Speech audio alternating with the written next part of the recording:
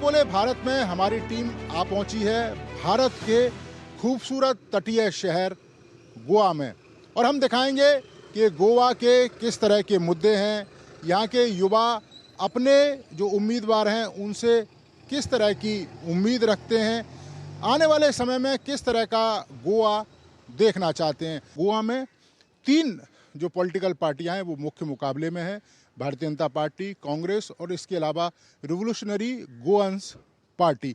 तो इनके उम्मीदवार क्या कह रहे हैं, उनकी किस तरह की जो वायदे हैं लोगों के बीच में, वो हम आपको दिखाएंगे। तो आइए मेरे साथ चलिए गोवा में लोकतंत्र की सैर पर।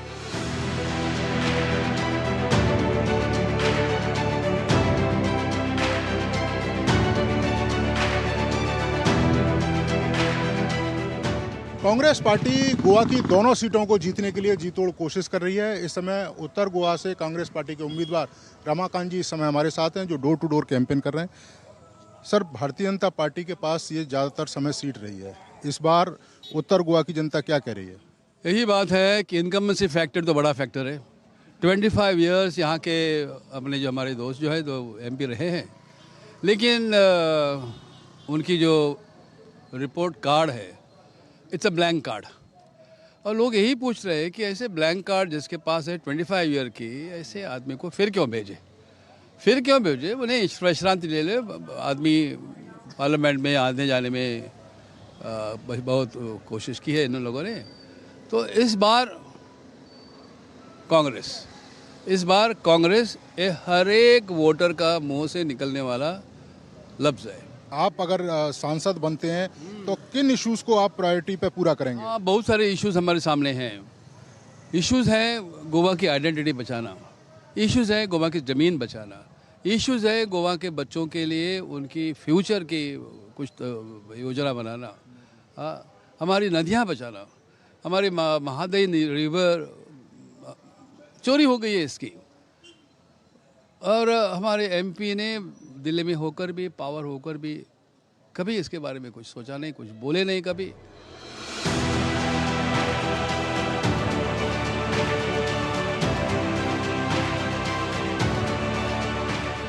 रिवोल्यूशनरी गोवन पार्टी के प्रमुख मनोज परब जी इस समय हमारे साथ हैं। आपको बता दें कि ये पार्टी 2021 में सामने आई, 2022 में इसने इलेक्शन लड़ा गोवा का, 38 सीटों पर इन्होंने चुनाव लड़ा था, 1 सीट इन्होंने जीती थी। लेकिन सबसे इंटरेस्टिंग फैक्टर ये था कि 10% मत इन्होंने प्राप्त किए थे, यानी कि भारतीय जनता पार्टी कांग्रेस के बाद तीसरी सबसे बड़ी पार्टी थी।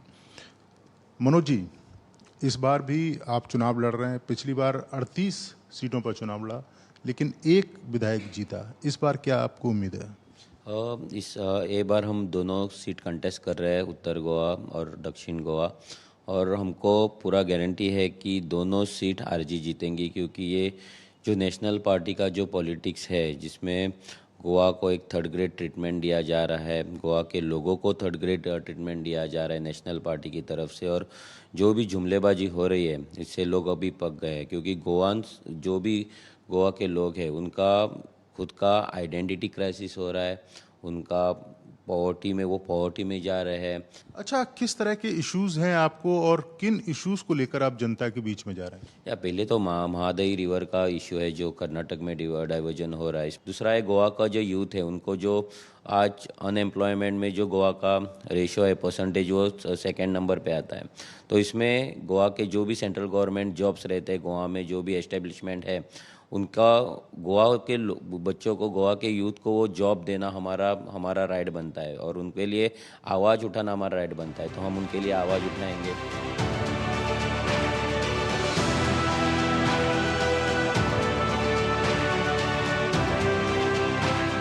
भारतीय जनता पार्टी से उत्तर गोवा के उम्मीदवार श्रीपाद नायक जी इस समय हमारे साथ हैं।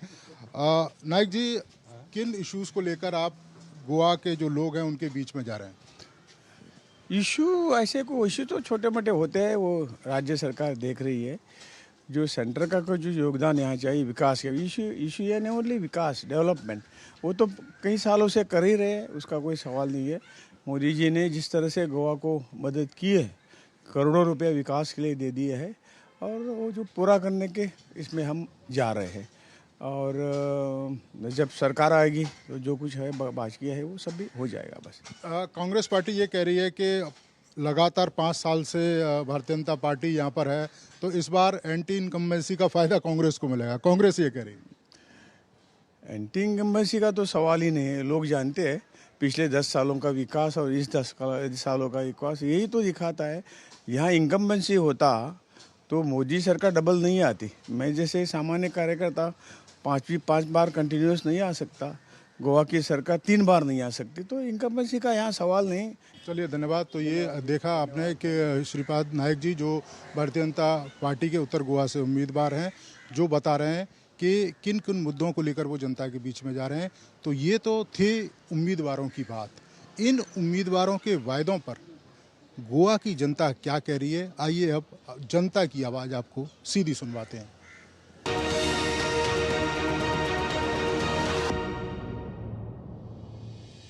जिन्होंने यूज किया है वो जानते हैं असली हींग का स्वाद। MDH सुपर हींग, शुद्धता का असली तड़का। MDH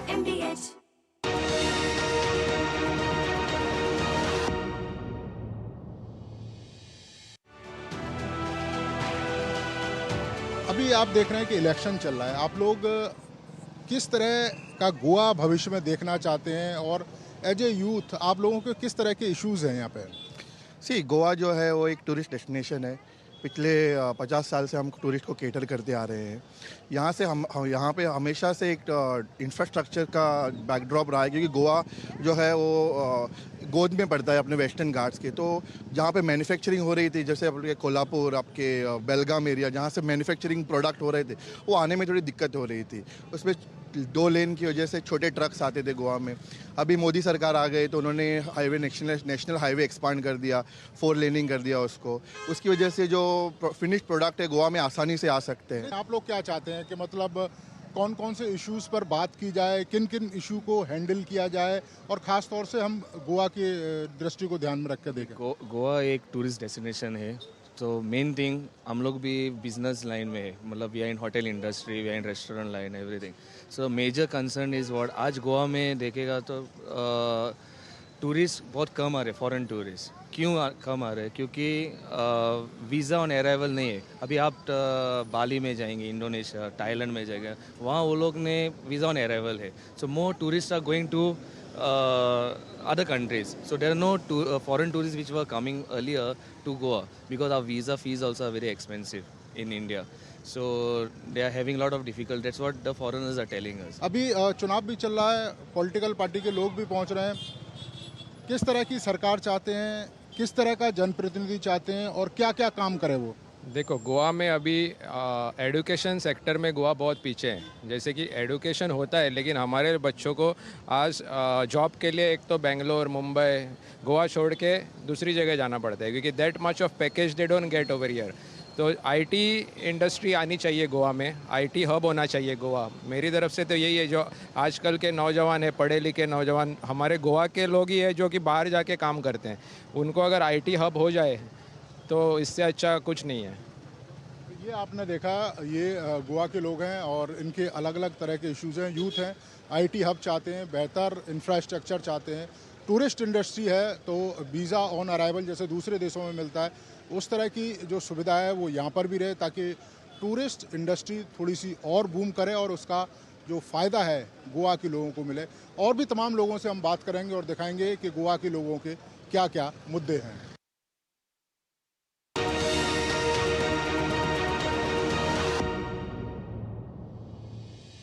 जीरा से प्यास बुझाए, डाइजेशन के लिए मस्त, शरीर में नमक पानी का बैलेंस बनाए। सिप सिप जीरा सिप, जीरा सिप, MDH का जल्दी और जीरा सिप, जीरा सिप, जीरा सिप।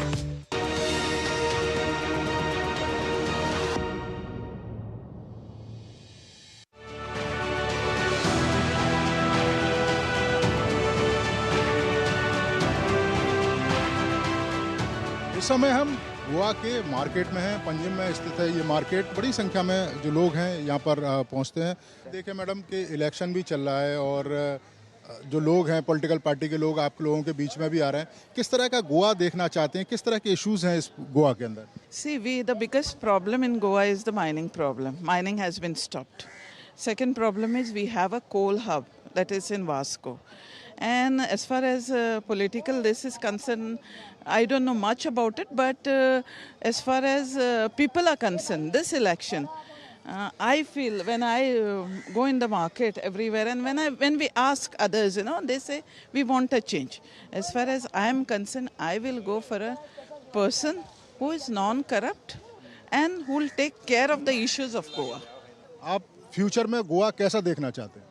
फ्यूचर में गोवा में बहुत काम है करने का सेंट्रल गवर्नमेंट का, मतलब अभी तक उसका कुछ नहीं हुआ है और ज़्यादा काम होना मांगता है। अभी बड़ा एयरपोर्ट आया, आयुष हॉस्पिटल आया, लेकिन गोवा का लोगों के लिए काम मांगता है, वैसा वाला प्रोजेक्ट करना मांगता है। सुबह की शुरुआत पेपर के साथ, क्योंकि पेपर में आपको पूरे गोवा की जानकारी मिल जाएगी। इलेक्शन में क्या चल रहा है, सामाजिक मुद्दे किस तरह के हैं, गोवा के लोगों की समस्याएं किस तरह के हैं। तो अगर गोवा के बारे में जानना हो तो आप वहाँ के पेपरों को पढ़िए। हमारे साथ सागर जी हैं जो तरुण भारत में संपादक भी हैं। सागर जी, किस तरह के इश्यूज़ हैं? आप देख रहे हैं कि इलेक्शन भी चल रहा है, क्या लग रहा है कि किस तरह के मुद्दे इस बार चुनाव में भारी पड़ रहे हैं? चुनाव में मुद्दा ये है कि हर आदमी यहाँ गवर्नमेंट एम्प्लॉयमेंट ढूंढ रहे हो और उनको हर आदमी को चाहिए कि एम्प्लॉयमेंट मिलने दो। जो बाकी सब इश्यू है लेकिन वो थोड़ा पॉलिटिकल है। ये जो इश्यू है वो हर अभी यूथ के लिए और उनके माता पिता वो सोच रहे हैं कि हमारे बच्चे आगे बढ़कर क्या हो जाएंगे, उसको कुछ ना कुछ जॉब तो चाहिए ना। तो अभी ये this people are expecting from the MPs the work which has to be done by mostly from MLAs. But this now our voters, they want everything has to be transformed from MPs. MPs का duty क्या है वो लोगों को अभी कुछ पता नहीं चलता और उनको पता करने की भी ज़रूरत नहीं पड़ती। उनके लिए सिर्फ ये देख रहे हो कि वो पॉलिटिकल लीडर है, वो कुछ भी हो, मिनिस्टर है या MPs है, लेकिन उसके पास उनका अपना निजी काम नहीं तो ये जो एम्प्लॉयमेंट है, एम्प्लॉयमेंट के बारे में। लेकिन आप भी ये देखें कि जैसे सब लोग रोज़गार की बात कर रहे हैं, लेकिन इतना सरकारी रोज़गार कैसे आएगा? मतलब ये तो पॉसिबल ही नहीं है कि सब लोगों को सरकारी नौकरी मिल जाए। You are speaking correct word. See, यहाँ गोवा एक छोटा प्रदेश है, यहाँ अपॉर्चुनिटीज़ बहुत है, लेकिन हमारे यहाँ के जो यूथ है वो बारीक सा छोटा छोटा काम नहीं करना चाहते। उनका चाहिए वो वाइट कॉलर जॉब, इसलिए वो गोवा से बाहर जा रहे हैं, बेंगलोर में जा रहे हैं, पुणे में जा रहे हैं, मुंबई तो बहुत सारे लोग हैं इधर गोवा के। वैसे थोड़े लोग उससे दिल्ली में है, नहीं तो अब्रॉड में ज़्यादा है लोग। तो यहाँ से, और यहाँ का मेन प्रॉब्लम गोवा का और भी एक है, ये एनवायरनमेंट है।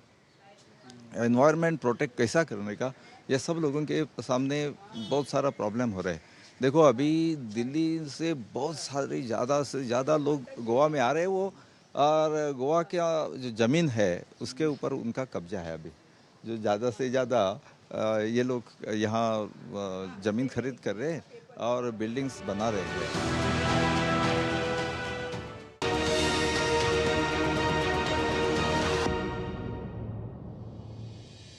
आज दही बड़ा खाने का मन है। वाह क्या स्वाद! असली स्वाद तो MDH दही बड़ा रायता मसाले से ही आता है।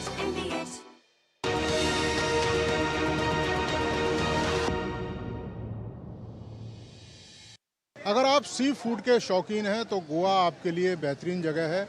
और इस समय हम गोवा के जो फ़िश मार्केट है वहाँ पर मौजूद हैं, जहाँ आपको तमाम तरह की फ़िशेस मिलेंगी, सी फूड्स की तमाम जो वैरायटी है वो भी मिलेगी। बड़ा फेमस है ये मार्केट क्योंकि बहुत वैरायटी है फ़िश की। बरोबर, बहुत है, बहुत तरह का वैरायटी है।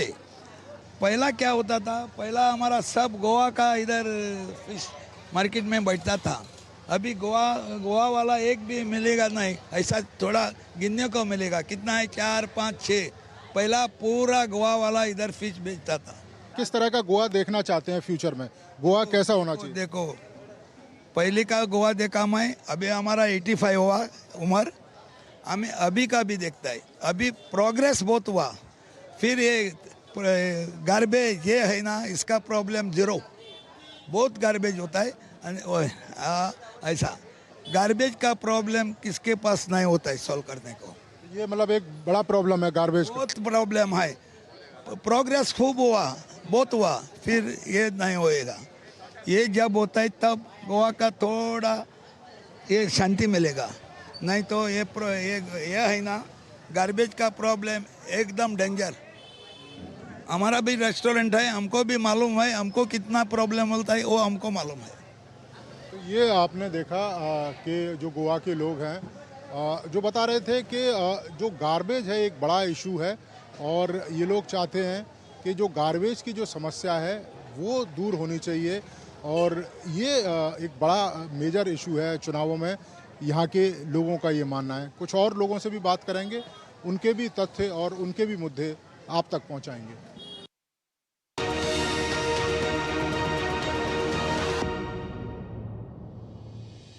आधे बाउल दही में 4 चम्मच MDH चटनी पुदीना मसाला डाला, स्टर करो, पुदीना चटनी तैयार। MDH चटनी पुदीना मसाला।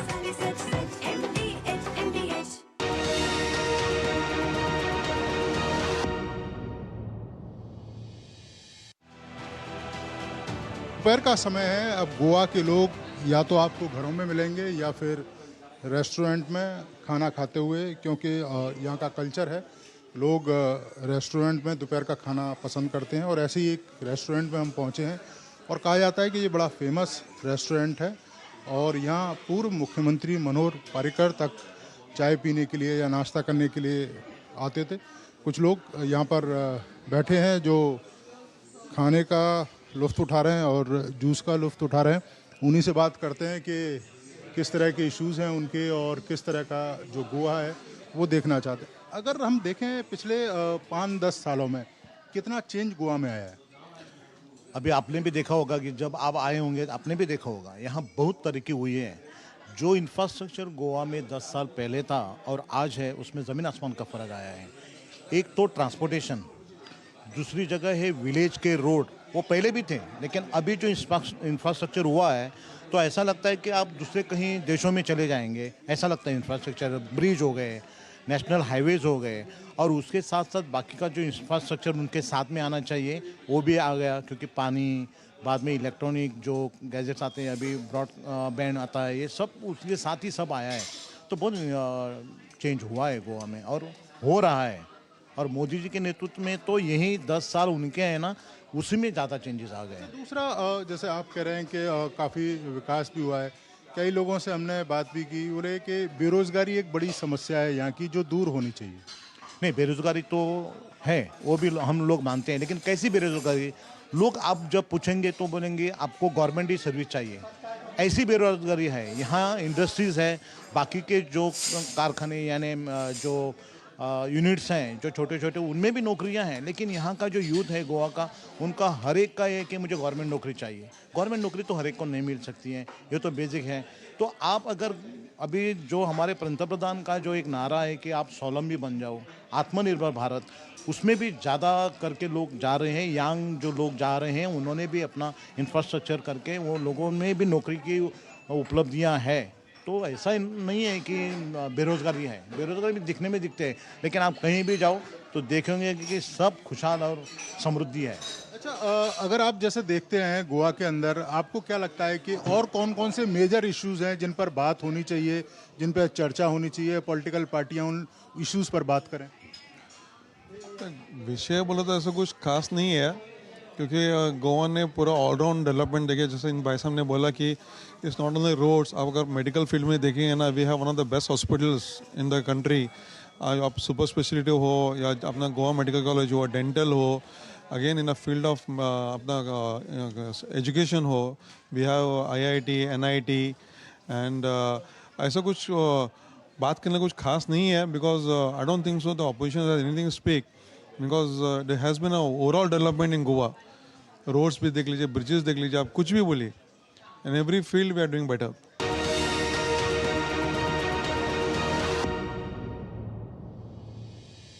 अब तक टेस्टी राज राजमा बनाना नहीं आया। बिना MDH राजमा मसाला के टेस्टी राजमा कैसे बनेगा? MDH राजमा मसाला। क्या स्वादिष्ट राजमा बनाए। MDH।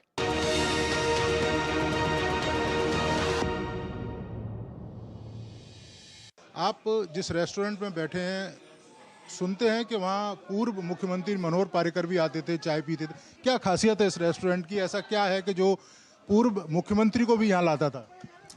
ऐसा है कि उसका आदत ही ऐसा है, छोटे मोटे जो लोग हैं उनके साथ बैठ के चाय पीने का उनका, वो बड़ा है तो बड़ापन नहीं दिखाता था कभी, वो छोटापन ही दिखाता सब लोगों को, और सबके साथ बैठ के चाय पीता था।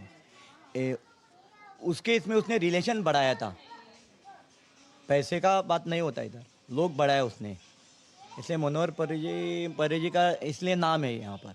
तमाम जो पॉलिटिकल पार्टियां भी हैं वो आप देखें कि कई सारे इश्यूज सामने आ जाते हैं। चुनाव होता है तो EVM का शुरू हो जाता है, तो क्या मतलब जनता पे कोई असर पड़ता है इसका EVM का कि भाई EVM में गड़बड़ी है, EVM ठीक नहीं है, इसका असर पड़ता है?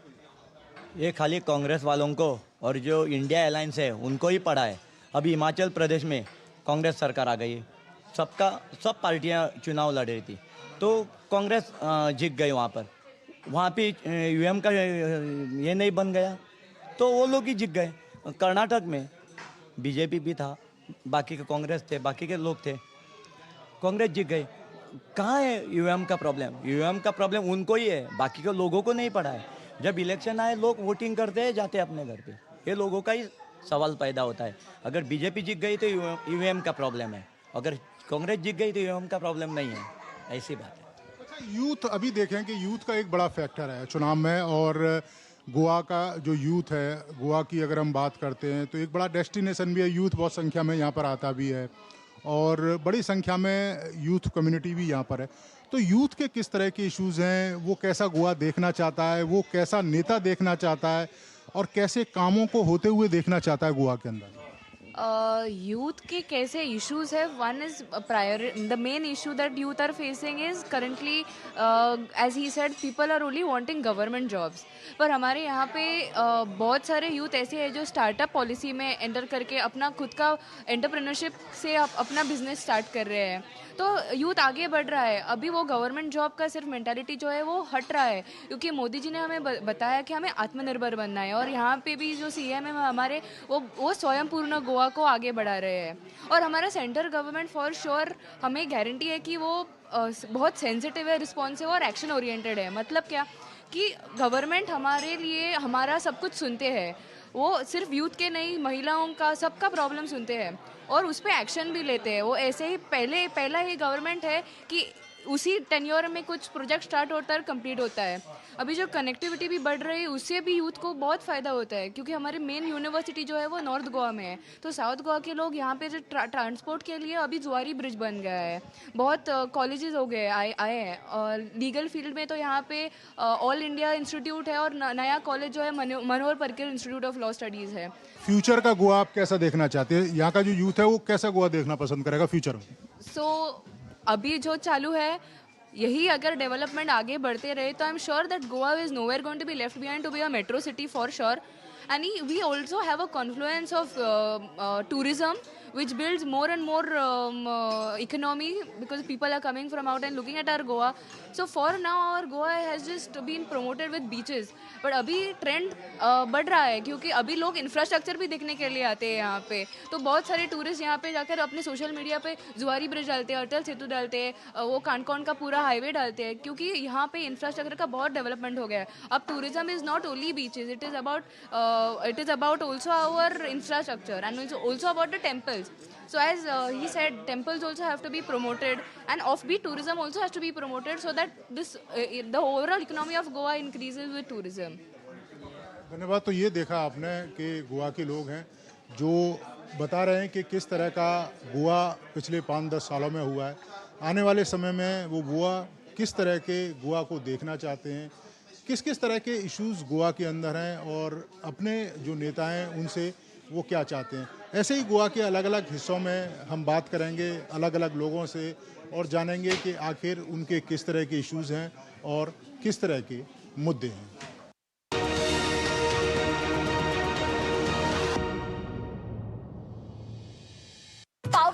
पाव भाजी को फेवरेट बनाता है MDH पाव भाजी मसाला। MDH पाव भाजी मसाला। MDH बनाए पाव भाजी लाजवाब। MDH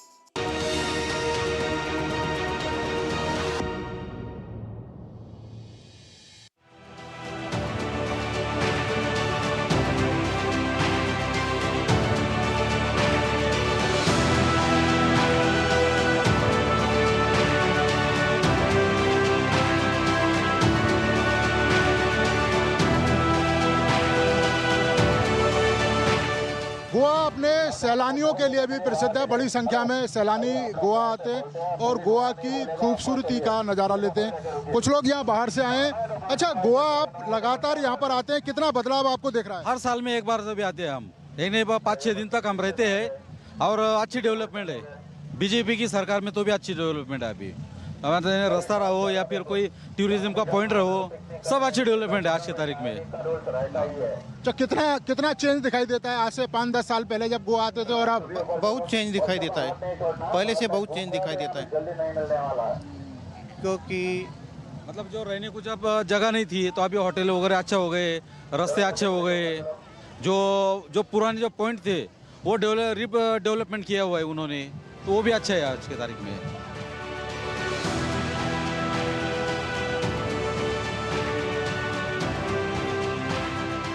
इस समय गोवा के सुप्रसिद्ध बीच कोलंगोट बीच पर हैं और आपको बता दें कि बड़ी संख्या में सैलानी इस बीच पर आना पसंद करते हैं। गोवा में जितने भी सैलानी आते हैं सबसे ज़्यादा इसी बीच पर पहुंचते हैं। तो क्या बोले भारत में, हमने दिखाया गोवा के लोगों की आवाज़, गोवा के लोगों के मुद्दे, गोवा किस तरह के अपने जनप्रतिनिधियों को देखना चाहती है और किस तरह का विकसित गोवा देखना चाहती है।